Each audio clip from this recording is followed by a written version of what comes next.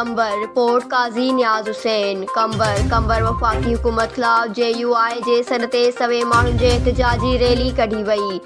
Rally नूर सिंह मदरसा खां निकिती, जेका मुख़्तलिफ़ रोडनि रस्तनि खां थींदे भुट्टो चौक ते पहुती, जिथे धरणो हयो वियो। रैलीअ जी अॻवानी मौलाना हाफ़िज़ अज़ीर गुल जागिराणीअ जान, मोहम्मद मक्सी मौलाना गुल मोहम्मद, इनक़लाबी यूनिस लाखो ऐं ॿिया करे रहिया हुआ, जिन रैलीअ सां ख़िताब कंदे चयो त वफ़ाक़ी हुकूमत अवाम खां जीअण जो हक़ खसे वरितो आहे। नाअहल हुक्मराननि आम पंहिंजी शयुनि जी क़ीमतुनि में गाटे तोड़ इज़ाफ़ो करे अवाम जी चेल्ह चिॿी करे छॾी आहे। हुननि चयो त हुक्मराननि जे करप्शन सबबि अवाम बुख थो मरे। पाण खे आला मख़लूक़ सम्झंदड़ इमरान ख़ान पंहिंजे वज़ीरनि जे करप्शन मथां पर्दो रखी रहियो आहे।